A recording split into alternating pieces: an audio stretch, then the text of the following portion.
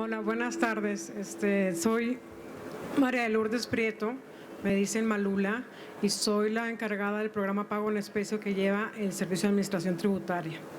Primero quiero agradecerle a las personas que están ustedes presentes para escuchar esta conferencia, también a la directora de Zona Maco, Célica García, que nos permitió este espacio, y al todo el comité organizador de Zona Maco.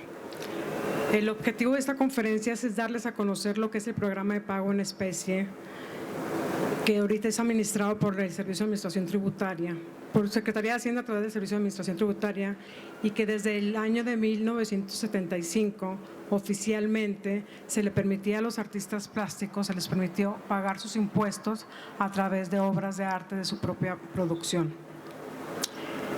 Lo importante de pago en especie es que, aparte de que le permite al programa al artista ocuparse de sus obligaciones fiscales a través de las obras de arte, es una iniciativa única en el país y en todo el mundo, ya que Francia cuenta con este tipo de pago en especie solamente en casos de que se hereden, y los impuestos que se generen de esa herencia se pueden pagar con el bien artístico. Pago en especie, aparte de que facilita al artista el pago fiscal de sus impuestos, ayuda a la contribución estatal del coleccionismo nacional, que viaja por… ¿No se oye bien? Que viaja por… Las exposiciones son itinerantes y están tanto en consulados como en embajadas y en diferentes países del mundo. El país, o sea, México es uno de los coleccionistas más grandes en este tipo de arte, ya que año con año se van reuniendo las piezas que los artistas plásticos donan o pagan sus impuestos, y se va acrecentando el acervo cultural de todo el país y de muchos museos, porque también el artista puede donar a través de museos. Así que el programa de pago en especie también ayuda a que los museos nacionales puedan acrecentar su acervo patrimonial. Para esta plática invité a dos personas que, además de muy buenas amigas, son excelentes profesionistas en este tema y hemos trabajado juntas. Una de ellas es Susana Pliego, que es actualmente la directora de la Galería Nacional de Palacio Nacional, y que estamos coordinando una exposición sobre pago en especie que más tarde les contará. Y también Irma Aguilar, que es la directora del Museo de Arte Moderno del Estado de México. Entonces empezaremos esta conferencia un poco con los antecedentes de pago en especie, que los dará Susana. Hola, buenas tardes, bienvenidos. Y bueno, el programa Pago en Especie, yo voy a hablar un poco de la historia y de la importancia que los artistas actuales pues formen parte de esta historia. Todo nació en 1953 con el impuesto sobre la renta. Hubo una reforma en 1953 en donde por primera vez se incluyó a los artistas para pagar impuestos. Hubo muchísimas reacciones a esto, porque los artistas en general tienen como otro hemisferio del cerebro en donde en general son desordenados como con cuestiones administrativas. Por lo menos eso dicen ellos, y eso dicen, pues es como el estereotipo, ¿no? Empezó a haber como muchísima resistencia a que los artistas pagaran impuestos, porque muchas de las cosas de los artistas las obras no se facturaban. O sea, de hecho Carrillo Gil sacó una nota de prensa en donde decía que, por ejemplo, el Greco en España le habían perdonado los impuestos porque ganaba más el Estado con obras de arte que con dinero. A nivel patrimonio artístico, ustedes, como todas las personas, cuando viajamos, lo que vemos de los demás países, de las demás culturas, la importancia es que eso es lo que permanece. El legado cultural de las naciones es muy importante, y parte de hacer esto de construir un patrimonio artístico, pues es un activo para la nación, no solo a nivel legado cultural, sino también a nivel patrimonial. los cuadros, muchos de ellos suben de precio, como lo demuestra Sonamaco, suben de precio, entonces también es una inversión para el Estado. Pero lo más importante es que que pasan a formar parte de las colecciones del Estado. Bueno, entonces, como les decía, Carrillo Gil, que es uno de los grandes coleccionistas de México, uno de los grandes acervos de los museos, primero fue la colección y después se construyó el Museo Carrillo Gil, y vino en parte de esto, ¿no? De decir, bueno, ¿cómo hacemos para que no se vayan las obras de arte de los mexicanos al extranjero? ¿Cómo hacemos para que realmente México tenga un patrimonio propio y se quede en México y en instituciones públicas, a que la gente tenga acceso y las pueda disfrutar, y al mismo tiempo puedan estas piezas ser prestadas para itinerar en diversas exposiciones? Entonces, en 1953, Carmen Marín de Barreda, que es hermana de Lupe Marín, la segunda esposa de Diego Rivera, ella era presidenta del patronato del Salón de la Plástica Mexicana. Como presidenta del patronato hizo varias estrategias para formar un acervo, para fundar un museo de artes plásticas o de arte moderno, todavía no tenía nombre, en México. Estamos hablando de 10 años antes de que se fundara el Museo de Arte Moderno, que se funda hasta 64. Carmen, que era una gran gestora cultural, hizo varias estrategias. Una de ellas era recuperar del mercado artístico obras patrimoniales, obras importantes, comprándolas a través del Salón de la Plástica Mexicana. Las compraban y las recuperaban para el Estado, así obras paradigmáticas. Otra de las estrategias es que ella fue a ver al director del Impuesto sobre la Renta, Hugo B. Margain, que era el secretario de Hacienda, era Antonio Carrillo Flores, y la va a ver pidiéndole 4 cosas que a mí se me hace muy interesante, no tienen todas que ver con pago en especie, pero se las voy a decir porque está muy interesante. Una era que el presidente formara parte del patronato del Salón de la Plástica Mexicana, y otra era que se le diera un sitio al Museo de Arte de Pintura Nacional que querían formar, porque acuérdense que en esa época no estaba formado ni el Museo Nacional de Arte, ni estaba dividido el arte en diferentes periodos, sino nada más querían como una pinacoteca del Estado. Realmente los antecedentes de esto es el Museo Nacional, podría ser el Museo Nacional, que es el único que guardaba como un patrimonio de toda la historia de México, que primero se funda en la Universidad Nacional y después pasa al Museo Nacional, que es lo que hoy es el Museo Nacional de las Culturas, en el predio de Palacio Nacional. Ahí realmente lo que se coleccionaba eran antigüedades, las piedras, los monolitos prehispánicos, casi todos mexicas. En el gran salón de monolitos, que hay unas fotografías bellísimas, se coleccionaban cosas, por ejemplo, aves, especies, había un jardín botánico, restos paleontológicos, pero realmente no era una colección propia de arte. De ahí se va, el Museo Nacional se queda en Palacio Nacional hasta que se funda el Museo Nacional de Antropología. La tercera cosa que pide Carmen Barreda de Marín es que el Estado mexicano apoyara el donativo de Diego Rivera, porque una vez muerta Frida Kahlo, Diego dice que Diego dona al pueblo de México los acervos, sus acervos personales.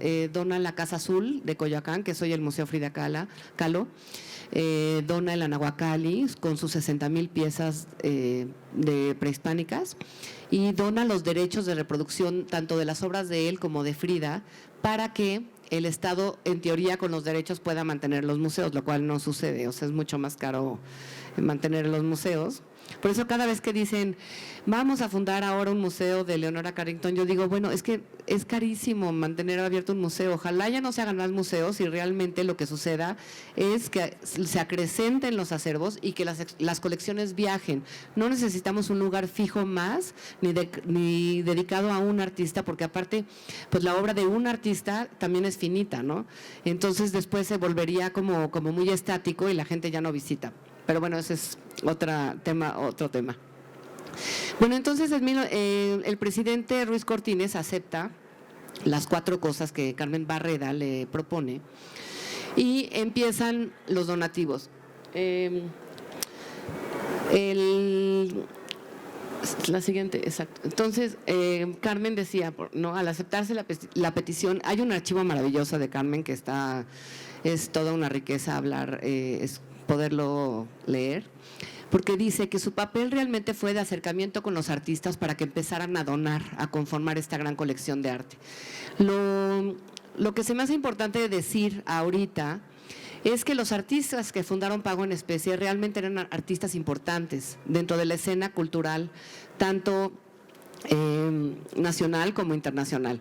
Por ejemplo, el primero que, aunque con este donativo que les acabo de decir de la Nahuacali y el Museo Frida Kahlo y los derechos patrimoniales, no tenía deudo fiscal, porque pues, ya se le condonaron todas sus deudas, fue Diego Rivera.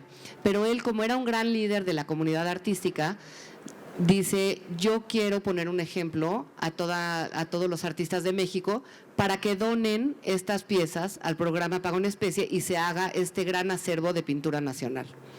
Diego Rivera dona 4 obras en un principio, el famosísimo Lucila y los Judas, que es una maravilla de obra, que es en su estudio de San Ángel, y están ahí los Judas que le hacía Carmen Caballero, y tiene que ver pero es un retrato enorme y paradigmático, que estaba dentro de la colección del artista, y esto es otra cosa que es interesante, ¿no? Dices, bueno, ¿y por qué no se lo quedó Lucila? Lucila Retes, que era la modelo, que era esposa de Gabriel Retes, un productor de teatro, y no se lo queda, y yo analizando un poco el cuadro decía, pues no se lo queda porque está un poco sensual, no está como los botones abiertos, se le ve la ropa interior negra, el cinturón desabrochado y demás, y bueno, yo no sé si habrá sido esa la razón, es pura conjetura, pero es interesante que haya permanecido un retrato comisionado en la colección del artista. También, bueno, las otras 3 obras que dona son obras que hizo Diego Rivera cuando se va en 1956 a Rusia para curarse había un adelanto científico para las enfermedades, para el cáncer de que él padecía, que era la bomba de cobalto, y él pensaba que la bomba de cobalto rusa lo iba a curar. Entonces va a Rusia y pinta allá muchos cuadros que expone su cuarta esposa Emma Hurtado en su galería, y de este lote de 70 obras, 3 las dona Pago en Especie, que son ahorita parte de la colección. Después, otro artista que es de los fundadores y que dona una gran obra es Rufino Tamayo, que paga con Venus Fotogénica, que también tiene que ver un poco, o sea, las 2 piezas dialogan porque son mujeres en estudios, siendo representadas con objetos diversos y demás. Ahora sí que con esta pues, límite, pues los demás artistas empezaron a donar obras buenas. Empiezan a llegar obras y lo que hace Hugo B. Margain es ponerlos en la biblioteca de la Secretaría de Hacienda, que estaba en Palacio Nacional, que no es lo que hoy le llaman la Capilla de la Emperatriz, sino era otro recinto donde había un acervo de Hacienda. Ahí se empiezan a exponer las obras, y lo que hace es llamar cada vez que venía un artista que quería pagar con obra, era llevarlo a la sala, y lo que decían ellos es, bueno, es que si me vas a poner junto a Diego Rivera, Rufino Tamayo, yo voy a dar mi mejor obra. Y eso es lo que queremos continuar con este programa, que realmente las obras que se donen y las obras que los artistas paguen sean grandes obras de arte. ¿Por qué? Porque este es el espíritu que generó esta colección. Otro dato que vale la pena recalcar es que empiezan a fluir las obras y empieza como la generación de artistas que estaba en boga en ese momento. Por ejemplo, Raúl Anguiano, estaba Luis Nishizawa, si quieren pasar a la siguiente. Bueno, Siqueiros es un caso extraño junto con Dr. Atl, porque los 2 fueron con Hugo B. Margain y los 2 empezaron a hacer como este contacto con la comunidad artística, pero no hay obra de ellos en la colección. Entonces no sabemos realmente si su papel fue solamente de gestoría y no donaron ellos, ¿no? Por ejemplo, también, ¿no? Ricardo Martínez, este desnudo dorado, ya hay una maternidad en rosa bellísima. Angelina Beloff dona un cuadro de Santa María de la Ribera, del kiosco morisco, que también es bellísimo. Adolfo Besmogard, un Zapata, un rostro de Zapata. Castro Pacheco, Lola Cueto, un cuadro que se llama Los Músicos, que también es como una obra muy importante, y todas estas obras que hoy se conocen como fundadores de pago en especie han estado viajando para representar a México en diversas exposiciones. Lo que al paso del tiempo, esto fue en 53, 56, 57. Después sale Carmen Barreda del patronato del Salón de la Plástica Mexicana y es la primer directora del Museo de Arte Moderno. Siendo la directora del Museo de Arte Moderno, lo que hace es firmar un acuerdo con pago en especie, o sea, con la Secretaría de Hacienda, para que le presten las obras de este acervo y hacer una exposición. Hacen la exposición, prestan las obras de la Secretaría de Hacienda, después las regresan, o sea, ahorita son parte del patrimonio de la Secretaría de Hacienda, pero con eso empiezan también a acrecentar el acervo fundacional del Museo de Arte Moderno. Es un ejemplo, hay artistas hay testimonios que dicen de la época que dicen, yo quiero estar al lado de los grandes. Ese es el espíritu, entonces, con el que se funda Pago en Especie. Después viene como una pausa en el programa, porque ya saben, en México cambian los sexenios, vienen otros programas que son más importantes o que le dan más prioridad, no que sean más importantes, porque finalmente el hacer un acervo del país, pues a mí se me hace como una cosa que no debemos dejar de lado. Y fue hasta 1975, con Luis Echeverría en el poder, que se hace el decreto que oficializa el pago en especie. Y a partir de aquí ha habido diversas modificaciones, que Malula nos va a hablar de eso, pero ahorita nos vas a hablar tú de eso, ¿verdad? Bueno, pero lo que yo quiero recalcar es que hoy en día la colección es enorme y lo que se trata con esta plática es de que las galeristas y los artistas de hoy vuelvan a utilizar esto, porque realmente es un privilegio para los artistas. Ha habido muchísimos reclamos de escritores, de cineastas, de arquitectos, hasta de dentistas, ¿no? Pues yo les arreglo las muelas y quítanme impuestos, ¿no? Pero realmente solamente ha sido a través de los artistas visuales, ya no son artistas plásticos hoy en día, ¿no? Ya serían artistas visuales que tienen este privilegio de pagar en especie. Es el único país en el mundo que lo hace. Y además hay una cosa muy importante, estando lleno el mundo de falsificaciones, siendo el artista el que paga directamente la obra, no hay posibilidad de que sea una falsificación ni del hijo, ni de la sobrina, ni del heredero, ni del amigo, ni del que trabajaba con él en el taller, con el artista. Hoy en día el arte ha cambiado mucho. Ya realmente la pintura, aunque tiene un lugar privilegiado dentro de los discursos de imagen y de visualidad, hay otras formas de hacer arte. Pago en especie se ha ido actualizando con los decretos para admitir hoy diferentes formatos, y eso es otra cosa que vale la pena también resaltar, ¿no? Que no solamente es pintura, escultura y grabado, ya lo que se acepta hoy en día, sino que los artistas pueden donar cualquier formato de su producción. Y bueno, con esta breve historia que les acabo de decir, es importante que promuevan que los artistas vuelvan a dar sus mejores obras y que tengamos representatividad del arte actual. Con esta modalidad de que los artistas pagan directamente a los museos, el artista se pone de acuerdo con el curador, va de acuerdo al guión curatorial, a la vocación del museo que está recibiendo las obras, y con esto los museos pueden acrecentar sus acervos también de acuerdo a sus vocaciones y a su temporalidad y a de lo que se ocupen. Es realmente una facilidad que otorga la Secretaría de Hacienda, y yo creo que no se debe desaprovechar, sino realmente debemos darle un empuje para que tengamos grandes exponentes de lo que hoy se vende en México, de los artistas más representativos de la actualidad, para que en un futuro tengamos realmente un mapeo de toda la producción artística nacional y que no se pare como por etapas, sino darle continuidad. Y realmente hay pocos programas en el mundo y en México que han tenido esta larga vida.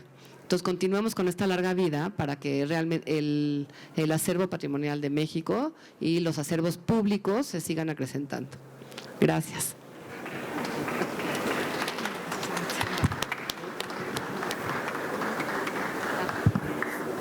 Bueno, les voy a hacer Bueno, como ya les contó un poco Susana sobre los antecedentes de pago en especie, yo les voy a decir un poco la formalización del programa que fue a través del decreto de 1975. O sea que estamos celebrando el año pasado los 40 años de pago en especie, para lo cual estamos planeando una exposición, que ya no dijiste, Susana, que va a ser en mayo, sobre los 40 años del decreto. El programa de pago en especie ha tenido varias y diversas modificaciones según los decretos. Una en el 75, la siguiente en el 84, después en el 94, y con diferentes adiciones y complementos en donde se va agregando, porque antes era pintura, escultura, y se fue agregando lo que es fotografía, soportes, videos. Ahora ya incluye todo pago en especie, todo artista visual puede pagar sus impuestos.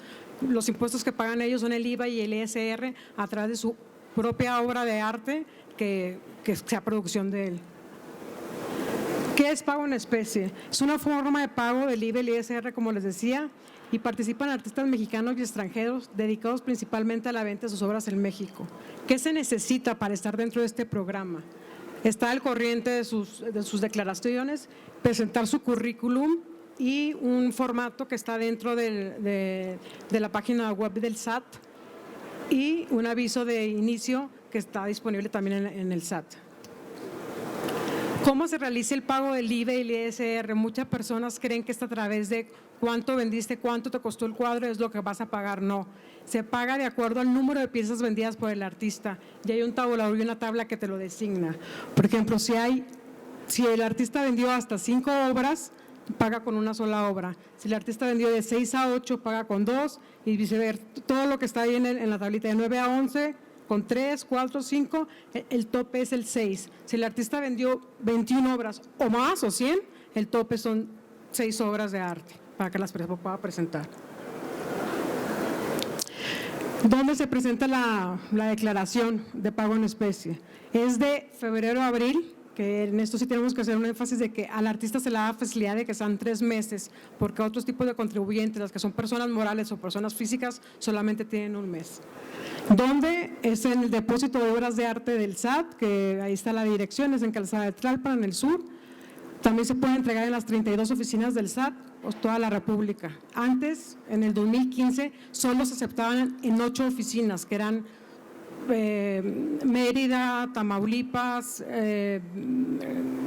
Oaxaca, Guanajuato, Celaya y Baja California. Ahora se hizo la miscelánea fiscal, a partir de diciembre ya se pueden aceptar las obras de pago en especie en toda la República Mexicana, en todas las locales de recaudación que se les llama en el SAT así. Y también se presenta en reforma número 11, en donde está Torre Caballito, cuando se presenta, el artista presenta declaraciones en cero, o cuando el artista presentó la donación a un museo, ahí es donde se presenta su declaración. Los requisitos, como se los dije, es estar al corriente, llenar el formato H2A, que es muy sencillo, o las obras de arte, documentarlas y mandar las imágenes digitales. ¿Qué técnicas se pueden recibir como pago en especie? Las técnicas son formatos planos, entre los que están las pinturas, grabados y la gráfica en todas sus técnicas, dibujo, collage, fotografía artística. Y la siguiente, también son los formatos de 3 dimensiones, esculturas e instalación y videoarte. ¿Qué es lo que no recibimos? Son las obras industriales, artesanales, utilitarias, cinematográficas, las que correspondientes a denominadas artes aplicadas, las de diseño industrial, ni las de arquitectura. Ha habido mucha confusión en esto de lo de pago en especie, pero queda muy claro una vez que más adelante les explique cómo trabaja el comité, es que las rechaza ese tipo de obras que no pueden entrar. Nada que sea arquitectónico o de cine o de diseño o comercialmente, bueno. Una vez que se recauda en toda la República las obras de arte, que es de febrero a mayo, llegan a México y se sesiona, hay un comité especial de pago en especie que está conformado por 8 expertos de artes plásticas, un representante del INBA y uno del SAT. Los 2 últimos tienen voz pero no voto. Entonces los expertos del arte, según su criterio y la trayectoria del artista, dictaminan 3 cosas. 1, o declaran la obra de arte como patrimonio artístico de la nación, o lo toman como pago fiscal solamente, o 3, piden al artista que sustituya porque no lo genera, no representa una obra representativa de él o una obra de alta calidad como debe de ser un pago de impuestos. El cargo de los miembros del comité son de 4 años y se eligen entre ellos mismos. Hay un comité que se eligió desde un principio, se va renovando cada 4 años y los que van quedando van votando por quienes van a entrar a ser miembros del comité. ¿Qué perfil tienen? Todos los miembros del comité tienen diferente perfil porque se quiere hacer una vocación pluridisciplinaria. Hay artistas plásticos, hay curadores, hay críticos de arte, hay galeristas y hay directores de museo. Se pregunta a todo el mundo qué destino tienen las obras de arte, se venden, se subastan, puedo adquirir una. No se pueden vender ni subastar porque son impuestos, es como un impuesto por en especie. Lo que tiene que hacerse es distribuirse como a todos los museos y municipios del país. Se distribuye de la siguiente manera: se hace un sorteo fiscal, una vez que está la recaudación, aleatoriamente se pone el universo de todo lo que se recaudó y se queda en 2/3 partes, se reparten a todos los estados de la República Mexicana y a sus municipios que tienen que exhibirlos. Y 1/3 parte se queda en Hacienda, como acervo patrimonial, en la Dirección de Promoción Cultural, donde está Susana, en la Secretaría de Hacienda, pues. Entonces, la entrega de obras se lleva a cabo una vez que está sorteo, se habla con todos los estados a través de sus autoridades fiscales. Sus autoridades fiscales de cada estado se ponen de acuerdo con su autoridad cultural para ver qué museo se va a quedar con las obras de arte y qué museo la va a exponer. En el caso, ahorita que ya hablará Irma, el Estado de México designó al Museo de Arte Moderno como el que se queda con la custodia de todas las obras de arte que recibe el Estado de México. Cuando se entregan las obras, ya es propiedad del Estado las obras de arte y están comprometidos a conservarlas y exhibirlas. Esto es una información numeralia. Tenemos en el padrón de pago en especie inscritos 1,114 artistas. Lo que queremos es que se escriban más artistas de calidad emergentes, lo que se está vendiendo, el arte actual en México. Tan solo el año pasado, de todo lo que se recaudó, el comité designó 225 obras de arte como patrimonio artístico de la nación. El 87% de los artistas de pago en especie son mexicanos y un 13% extranjeros. El 66% de nuestros artistas son artistas consolidados, mientras que un 24% son emergentes y un 10% se considera artistas consagrados. Esta es una gráfica de lo que fue el 2015, porque como se los expliqué, se puede hacer el pago directamente en el SAT o en museos. Lo que está en azul recibimos el 52% en el depósito de obras de arte o en las oficinas locales de toda la República. Pago por donación a museos fue el 13%. Los que declararon en cero, artistas que no vendieron, fueron el 26% y se subió un poco la inscripción al 9% de nuevos artistas. ¿Qué son los beneficios de estar en pago en especie? Puedes pagar tus obligaciones fiscales con obra de tu producción, no necesitas presentar declaraciones mensuales, no estás obligado a llevar contabilidad, cuentas con 3 meses en vez de 1 para presentar tu declaración, tienes la posibilidad de realizar las donaciones con fines fiscales a las instituciones culturales o museos que consideres que tu obra va en el perfil de ese museo. Tus obras, como artista, tus obras se van a difundir por todo el país y en el extranjero a través de exposiciones y préstamos institucionales y culturales. Apoyas al arte contemporáneo en México y los museos públicos que se encuentran en pago en especie una vez más para construir sus colecciones. Son los datos de donde yo estoy, si se me tienen alguna pregunta y contactos, y las oficinas que tenemos aquí en Ciudad de México. Ahora le voy a ceder la palabra a Irma, que es una de las beneficiarias como directora del Museo de Arte Moderno del Estado de México de pago en especie.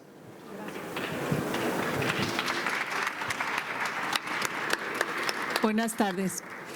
Gracias por acompañarnos.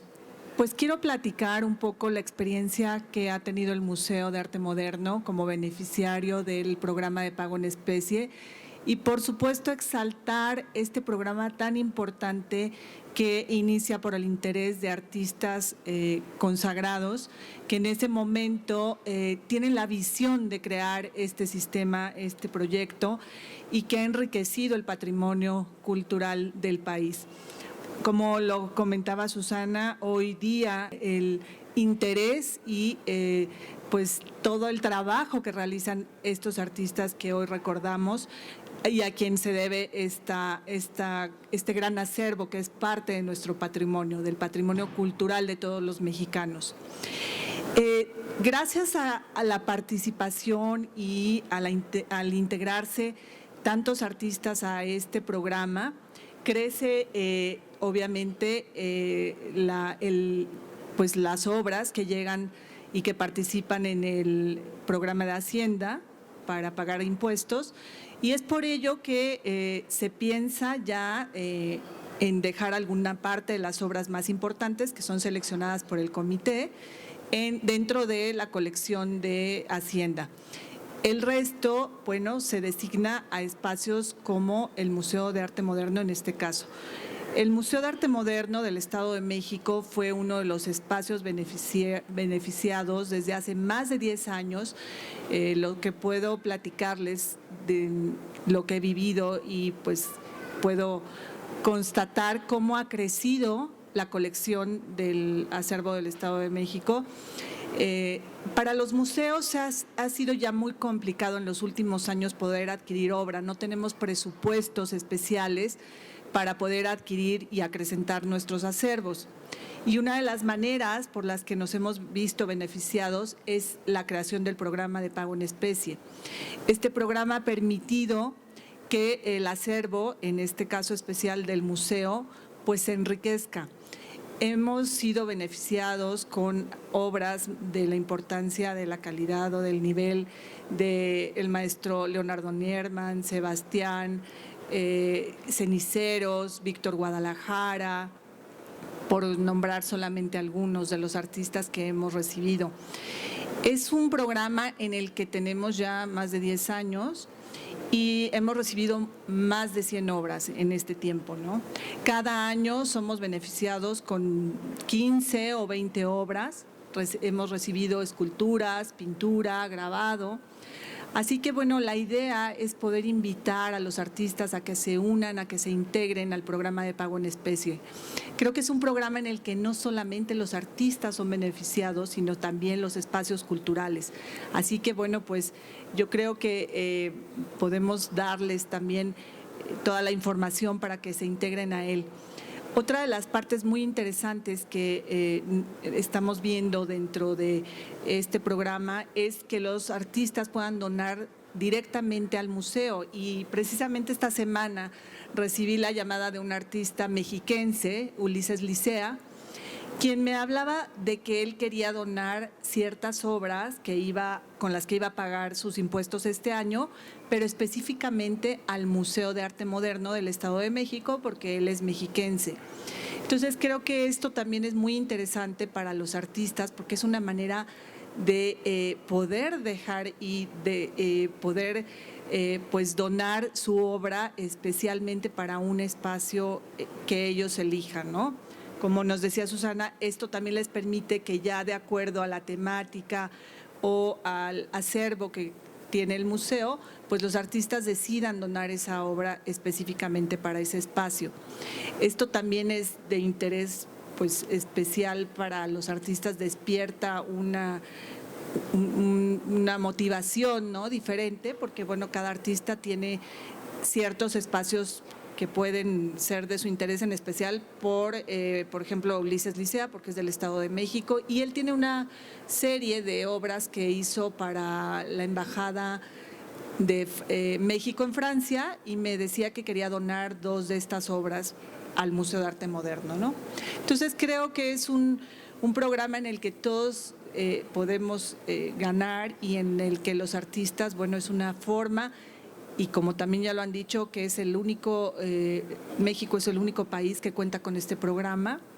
Así que, bueno, pues acercarse y conocerlo y poder participar en el programa de pago en especie es muy importante para todos. Así que bueno, pues los invitamos a conocerlo y a que los artistas que todavía no se han inscrito pues puedan formar parte de él, y además de las colecciones y de los acervos nacionales que se presentan, y también tienen una itinerancia en distintos espacios. El año pasado también tuvimos la fortuna de poder presentar una colección, una exposición dentro de la colección en el aeropuerto de la ciudad de Toluca.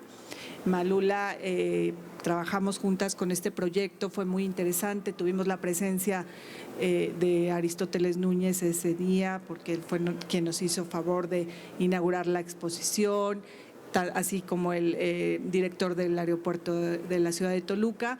Entonces, también poder colaborar con el gobierno federal y con el gobierno estatal y municipal en ocasiones es muy interesante, y poder presentar el trabajo y la obra de artistas conocidos a nivel internacional en este caso en el aeropuerto, fue creo que algo muy interesante para el público, bueno, para los viajeros, ¿no? que están siempre a expectativa, porque el aeropuerto de la ciudad de Toluca también tiene ahora este espacio de galería que ya se ha hecho famoso y conocido, y entonces bueno, pues ha sido muy interesante poder participar con ellos y poderlos presentar. También en ocasiones hemos recibido obra en el museo, por ejemplo, de grabado. Entonces podemos en un momento también designar otros espacios dentro de los museos. El Estado de México cuenta con más de 30 museos, entonces podemos también prestar la obra a estos espacios, ¿no?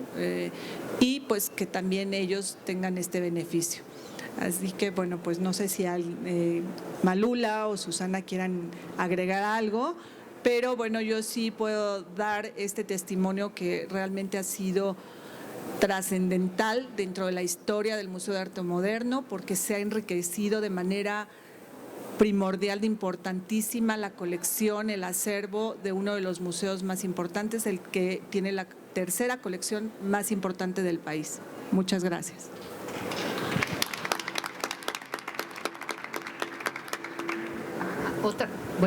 Otra cosa que no hemos mencionado, otra cosa que no han mencionado es que los catálogos de pago en especie se pueden encontrar en línea. Y esto es muy importante si alguien quiere hacer una exposición, como Cristina Gálvez seguramente. Sí. O sea, los catálogos están en línea. Hay varias páginas web en donde se pueden ver por recaudación, y la Secretaría de Hacienda, de la parte que le corresponde, está haciendo ahorita un proyecto con la UNAM para catalogar, como para tener estos elementos de búsqueda, porque ahorita no hay elementos de búsqueda, sino que están por recaudación, o sea, por año. Entonces, tienes que buscar, si estás buscando obra de un artista por cada año de recaudación. Ahorita se está trabajando en una base de datos en donde puedas hacer búsquedas por géneros, por formatos, por tamaños, por técnicas, por autores. Y esto va a enriquecer muchísimo las búsquedas y la itinerancia de las colecciones. También las colecciones viajan al extranjero en colaboración con la Secretaría de Relaciones Exteriores, con Amexid, que depende de Relaciones Exteriores. Se articulan curadurías que tienen que ver, por ejemplo, con los años duales o con la agenda internacional de la diplomacia en México. Y esto permite que las obras viajen al extranjero, y nosotros ponemos las obras y ellos ponen el transporte, etcétera. O sea, como que se hacen proyectos de colaboración, por ejemplo, en el Instituto Cultural de México en Washington. Ahorita están viendo la posibilidad de que algunas exposiciones se vayan a Alemania para el año dual México-Alemania. Y yo te tenía una pregunta. Si este artista que llega al museo y quiere donar su obra, ¿tú tienes la posibilidad de decirle no? O sea, si el artista no va con la vocación de tu espacio, o bueno, si el artista no sientes que sea una obra de calidad, ¿tú puedes decir no? Sí, mira, en este caso, Ulises Licea, bueno, pues es un artista al que conocemos y tiene la vocación y todo, pero él, fíjate que me hablaba de dos obras que tenían un carácter más bien histórico, y él mismo me preguntaba que si esas obras podían ir a otro museo, porque eran 2 personajes históricos, y entonces ya platiqué con él y le sugerí que se fueran al Museo Torres Bicentenario, esas 2 obras y las otras 2 obras que sí corresponden a la temática y pues a la vocación del museo, las recibía yo con mucho gusto. Entonces yo creo que es un poco pues sí poder orientar y sugerir a los artistas, ¿no? Para tampoco herir, ¿no? Ciertas susceptibilidades. Sí, de hecho, también quería comentarles que se está trabajando en una modificación al decreto para que se incluyan más instituciones culturales y que el SAT los tenga como ya instituciones autorizadas para recibir pago en especie. Y aparte todo el comité, una vez que, aunque donen a museos, el comité de pago en especie tiene que aceptar esa donación del museo. Aunque la haya aceptado el museo, el comité dice si se acepta, es patrimonio artístico o no es patrimonio artístico. No sé si tengan alguna pregunta, les agradezco muchísimo su atención y que les podamos contestar. Sí, hola, ¿qué tal? Yo tengo 2, yo sé que están todo lo de las páginas. Por ejemplo, todavía no tienen la página para ver del arte que ya se ha donado o que han dado en especie. Esa todavía no existe para ver en dónde podemos ir a verla, la que han donado. Esa todavía no existe. No, lo de donaciones todavía no existe. O sea, Nomás para existe. que nosotros digan, venga, todas estas donaciones las podemos ver Se en está tales trabajando museos. en eso, se está trabajando en una base de datos en donde va a ser lo que entra directamente al SAT y se sortea y lo que donan directamente los museos. Pero el museo sí tiene la obligación de tener en su sitio, una vez que se hace la declaración fiscal, el SAT les acepta a través del comité y ellos tienen que poner en su página cuáles obras tienen como pago en especie donadas. Ok, y como en Estados Unidos que te ponen para reducir impuestos y todo eso, ponen donación de fulano de tal, o sea, ¿también van a poner el nombre, tipo esas cosas o Sí, no? o sea, el museo es otro mecanismo, es que el museo tiene la obligación de decir qué recibió como pago en especie. Ok, Dentro de su página web o dentro de como Ya informe el es- museo su promoción. Es una obligación de ellos de decir qué es lo que recibieron. ok, la tercera y ya. Por ejemplo, tú donas para en especie este cuadro, ¿ya no lo puedes volver a recuperar? Ya es donación, ya es como pagar el impuesto, ya no lo recuperas. Ya. Gracias. Pero, a ver, no, lo que tú estabas hablando es de las donaciones de un particular a un museo, ¿no? Del donativo de un donante, por ejemplo, no sé, de la colección Hellman, ¿no? Que se vaya una pieza a un museo, no. Ah, no, porque esa es otra cosa. No, esa es una y la Sí. otra es que para deducir impuestos en Estados Unidos puedes dar para pagar impuestos arte. Ah, es que eso no sucede en México. Ok. No, en México solamente el artista paga con obras suyas. Aquí tú no puedes donar con un cuadro que tengas en tu casa tus impuestos. No, solamente el artista propio paga con su producción. Sí. Pero otra pregunta, querías preguntarle si tienen en mente, no sé si está dentro de este programa de pago en especie, pero la idea de poder donar piezas de arte a la Secretaría de Hacienda y recibir un beneficio fiscal, como en Estados Unidos y otros países, se debería de estudiar también en México. Pero no hay nadie que lo esté revisando, analizando y quizás echando a andar. Sí. Sí. No, dice Malula que en el SAT no, pero yo estuve viendo que, por ejemplo, cuando estaba Marta R. Gómez en la Secretaría de Hacienda, sí hubo donativos que no eran del propio artista.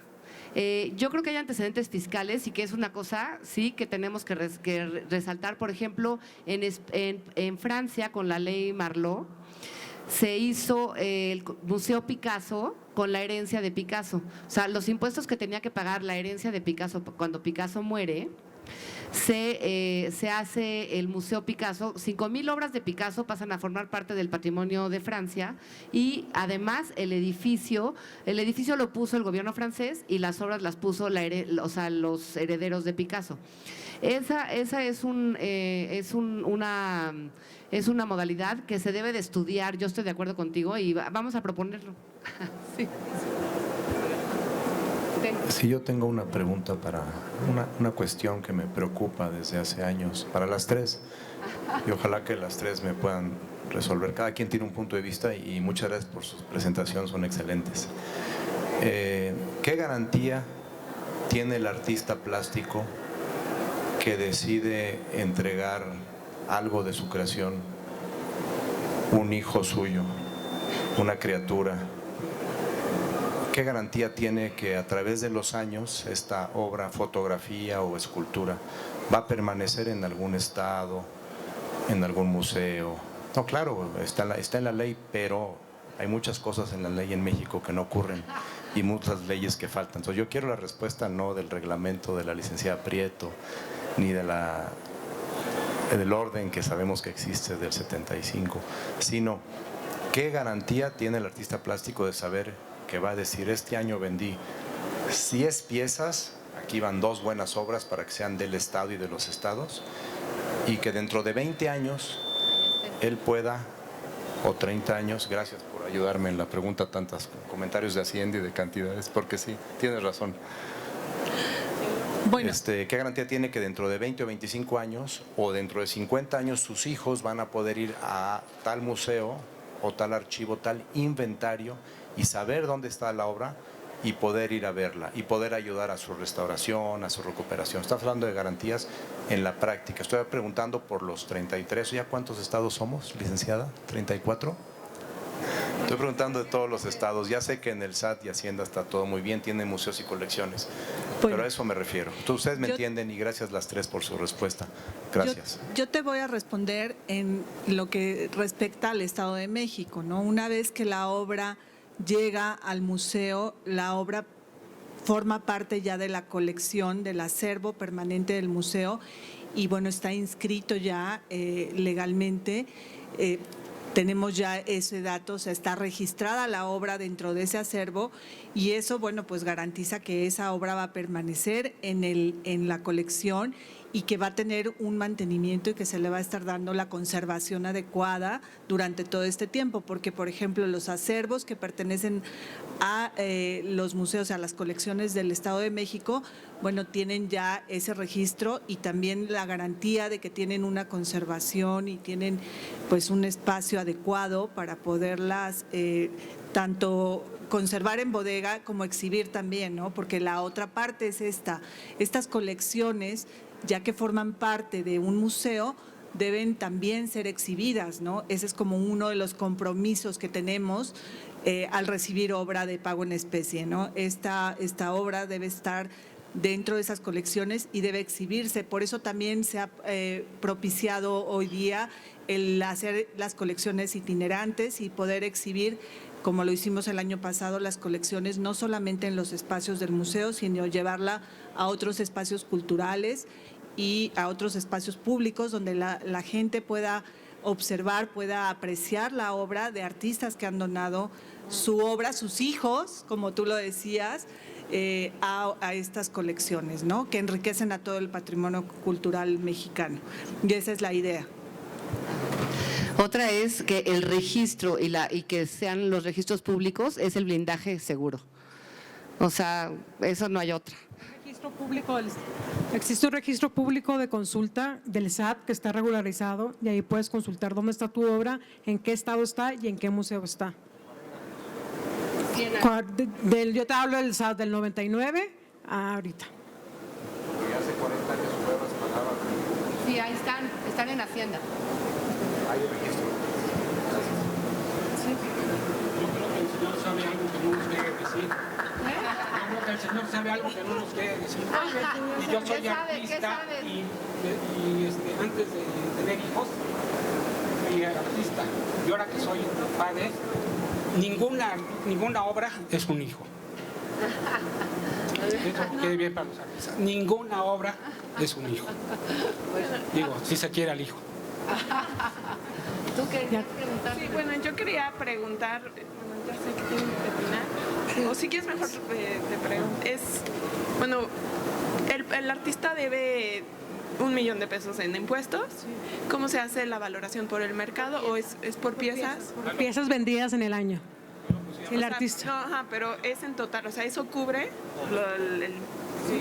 Ah, ok. Y bueno, a mí me gustaría nada más hacerles un comentario para los artistas. Ahorita vienen por todas las reformas financieras que han estado, viene una nueva modalidad de museos, bueno, que son los museos público-privados, bajo modelos público-privados que están fomentando el coleccionismo, que son las colecciones públicas y las colecciones privadas.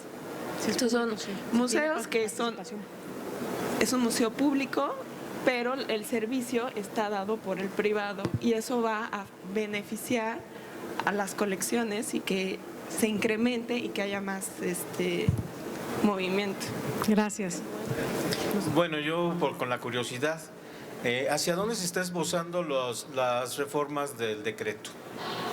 No nada más va a pagar ahora el artista visual en especie, va a poder dar clases, o se van a incluir más artistas. ¿Hacia dónde va esas Las reformas del decreto van a ir más hacia la calidad de lo que presenta el artista, hacia las instituciones donde va a donar el artista y hasta donde el número de piezas que va a dar el artista, porque hay artistas que nos llenan puede ser 6 piezas, o como se dice así, y es preferible que sea una de muy buena calidad a tener 6 piezas de diferente calidad. Hacia eso va como a la calidad de lo que vamos a recibir. Ok, muy amable. Gracias.